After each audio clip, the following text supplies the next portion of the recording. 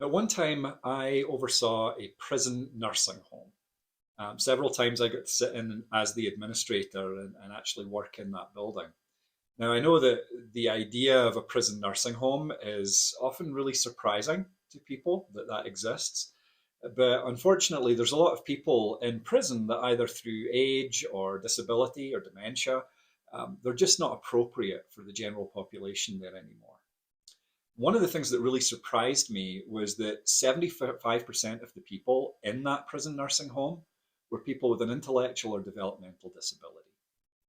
Now, there's plenty of ethical questions to be raised about whether these people should be incarcerated at all, and that's for a different discussion. But one thing was really, really clear to me: circumstances that were way beyond their control and a lack of the right supports were what had led them to this point. I'll give you an example. One man that I got pretty close with there, a 40-year-old gent with IDD, really stood out to me. Every day when I would come in, he'd come running up to me and go, Mr. Dave, will you play me Rush on your YouTube's machine? And I'd work in the office while he sat there with me, and he'd sit at my desk and he'd watch videos of Rush songs, his favorite band, on my phone.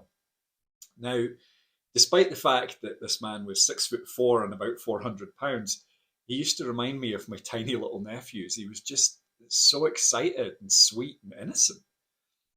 His parents had thrown him out when he was 7, and he'd lived on the streets from being a small child.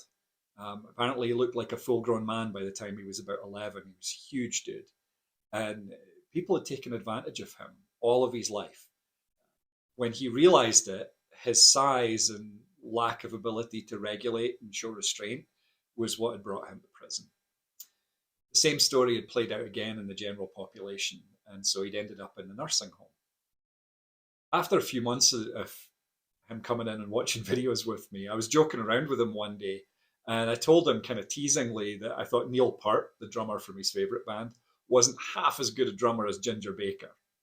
He balled up these massive fists the size of my head and started to look pretty mad. And then he took some deep breaths and counted to 10.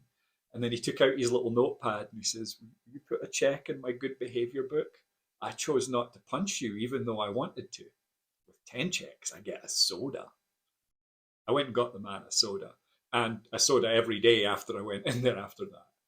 But with a little attention and a little bit of support, even in that less than ideal setting, this lovely, gentle giant of a man had learned, and he'd found a way to find a little more peace and happiness in his life. But I mourn for the life that he should have had. We have a healthcare system and a social support system that has failed this man. And I would argue it's failed all of us. Our communities and our lives would all be better when we include people of all different abilities. There are 500,000 people in the United States who are homeless, and research suggests that 30 to 40% of those people have some type of cognitive impairment.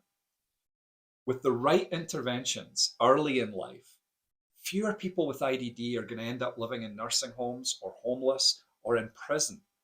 We need to get more kids into some type of intervention, ABA therapy, CBT, voc rehab, school IEPs even. A little bit of help early on can change the trajectory of so many people's lives.